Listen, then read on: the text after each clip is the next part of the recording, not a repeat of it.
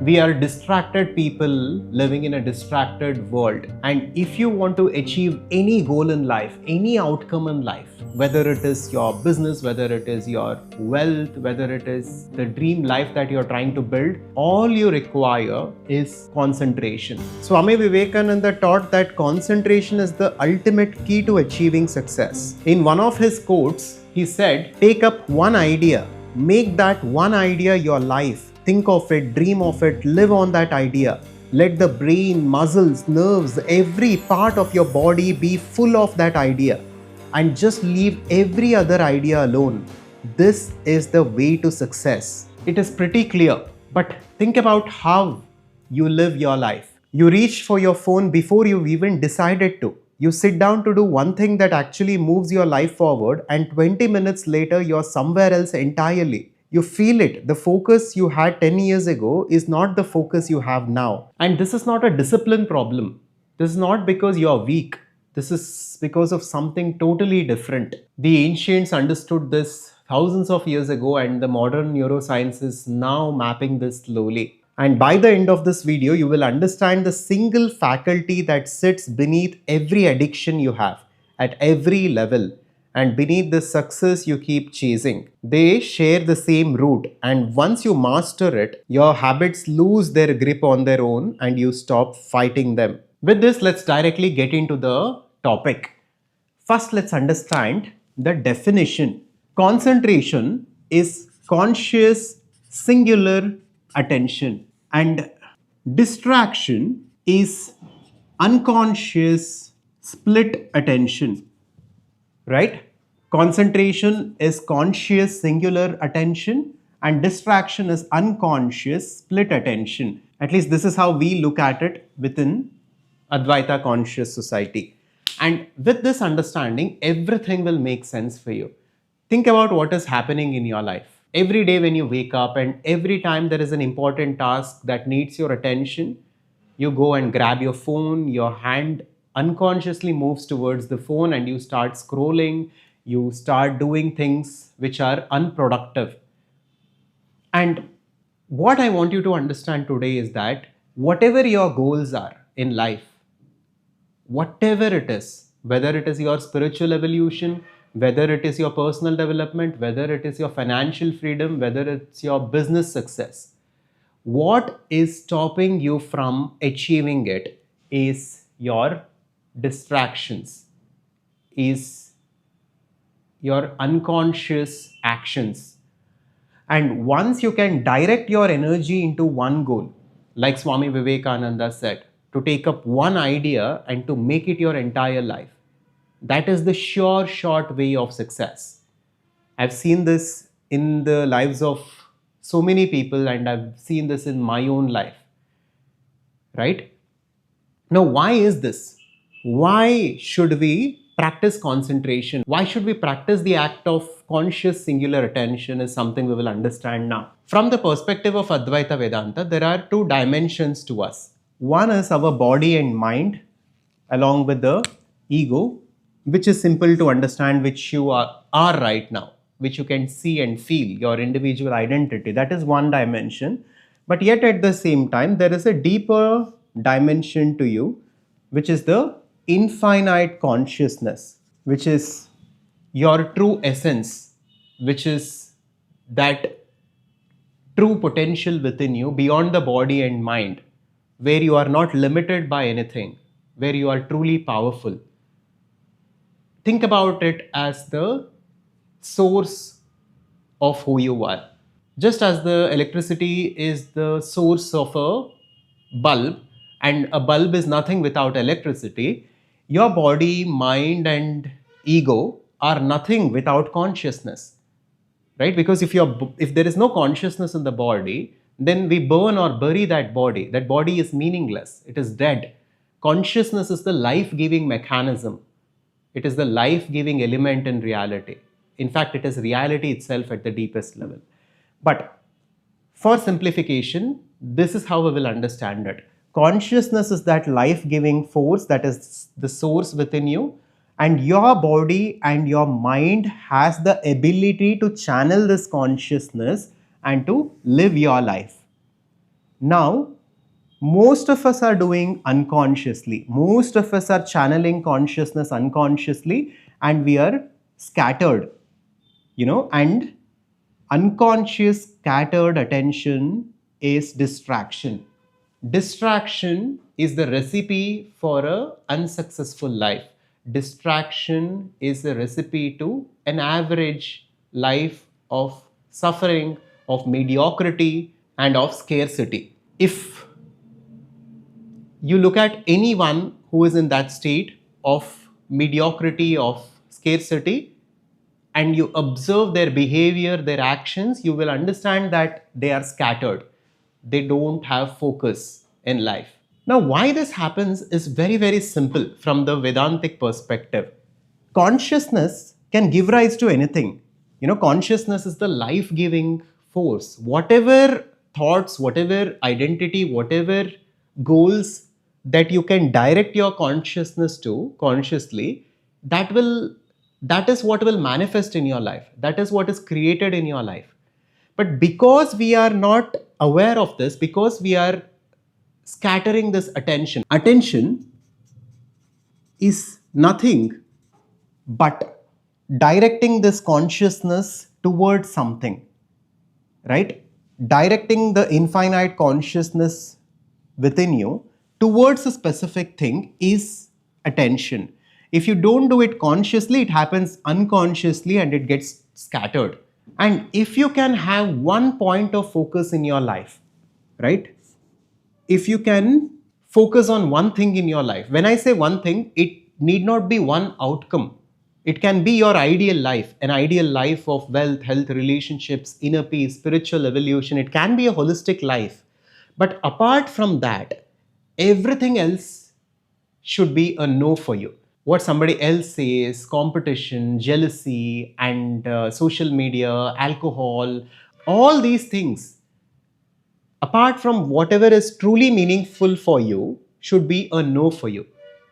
Then you are a person with focus, with conscious, singular attention. That leads to your goal, that leads to success, abundance, freedom, fulfillment. But if this attention is scattered, then there is no meaning. Now, in order to achieve this, many people use willpower. But the willpower holds for a few days, maybe, or maybe a few hours, but it is always limited. It's like you're pushing against water. To understand this, we need to understand the ladder that Sri Krishna mapped in Bhagavad Gita's second chapter. In the second chapter, 62 and 63rd verse speak about this. It says, mind dwells on objects because of imagined charm or the attractiveness of different things, and that causes attachment causes desire causes anger causes delusion spoils your concentration and attention, and so your intellect collapses and the person is destroyed. If you observe, the first domino that falls here is because of attraction. We get attracted to random things, random videos, random apps, random indulgences. For an alcoholic, it is alcohol. For a smoker, it is his cigars. And for a social media addict, like most of us are, it is the social media apps that lure us into it. So this is what we need to be conscious of first. What is happening is, whenever we get triggered by anything like this, we unconsciously indulge into it. We don't even think about it. There is not even a single moment of conscious gap. It is an unconscious loop. An alcoholic doesn't even know when he decided to start drinking. It happens so unconsciously, as an autonomous act. That's what happens with each and every one of us. To understand this mechanism is the first step. Now, I want you to stay with me to understand what modern science figured out about the same loop. Now, these things are dopamine hits. What neuroscience says is that dopamine is a wanting chemical. It is not a pleasure chemical. It fires on anticipation, and it fires hardest on unpredictable reward. And social media is engineered precisely around this. With this, let's quickly come to the solution on what you need to do to develop concentration in order to achieve whatever that is you want in your life. And I've segregated this into three categories of things that we need to understand and do. The first things are about a sankalpa and swadharma. This is the starting point. This is what most of you don't have in your life. Sankalpa is a clear intention, it is a strong resolve. It's a decision that you make at a very deep level to direct your life in a certain direction. If you are an entrepreneur, the success of your business is your sankalpa. If you are a spiritual seeker, your liberation is your sankalpa. Nothing should be more important for you apart from that. You need to have one singular goal, not a superficial goal, not a goal to buy a car or earn a certain amount of money, because those are superficial. That will anyways happen. I'm talking about something which is much deeper, much meaningful, which is in alignment with who you are. And that is where swadharma comes in. Your swadharma is something that you need to understand. For example, a fish swims, a bird flies. Flying is a natural expression for the bird, right? Swimming is the natural expression for the fish. Like this, if you look at any successful person in the world, they do things in which they are successful at because they are passionate about it. They are naturally talented in that. They are in alignment with that. Every athlete, every entrepreneur who is successful, they do things because they like doing it. So find something like that for yourself. Find your swadharma, find your purpose, and make that a strong sankalpa. That should be your focus. That should be a strong decision. You need to have a clear why on why this is your sankalpa, why this is important for you. These goals should not be very superficial. It should not be a conditioned goal. That is the starting point which begins to redirect the scattered energy, and it begins to flow it in one singular direction of your sankalpa. Next comes rituals. You need to develop rituals in your life. You need to practice abhyasa and vairagya, like Krishna says. In fact, Arjuna asks Sri Krishna, isn't it very difficult to tame the mind and control the mind and to concentrate? And Krishna acknowledges this. Krishna says, yes, indeed it is difficult, but it can be done. Abhyasena tu kaunteya vairagyena cha grihyate. Through practice and through detachment. Abhyasa is practice, vairagya is detachment. Through these two things and through repetition and rituals, concentration can be developed. It might be difficult at first, there might be some resistance at first, but it is definitely possible. Now, what can be some of the rituals? One of the rituals can be meditation. To practice detachment, to practice your sakshi, your witnessing, you can practice meditation daily. You can have a practice of yoga or physical exercise daily where you are working out and where you are taming and preparing the body. You can have a ritual of keeping your phone aside 30 minutes before you sleep and 30 minutes after you wake up in the morning. And there can be any number of rituals like this, right? The ritual of keeping your phone in a drawer locked when you are focused in your work.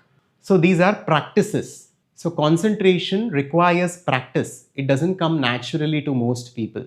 So concentration needs practice. It doesn't come naturally. Distraction is natural. Laziness is natural. This is how all animals live. But being a human being is about exploring our full potential. It's about getting things done and moving ahead in life. To do that, you need to practice. That is abhyasa and vairagya. And we also need to be detached. You should begin to reduce your attachment to things. You need to detach from the sense of doership, that I am doing this, and develop a sense of surrender. You can check out a previous video that we had done on surrender to understand this exactly. And next, let's come to strategy. You can use certain strategies also for the modern problems. For example, sometimes I spend a lot of time on social media. Sometimes I'll have to do it for research and for other purposes, but the algorithm is designed in such a way that we get indulged in it.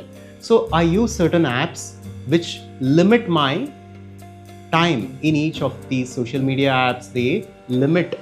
They block these apps and so on. So these are practical strategies that we can use. There are any number of strategies that you can figure out to navigate your addictions, whatever they are, whether it's social media, whether it is alcohol, whether it is smoking.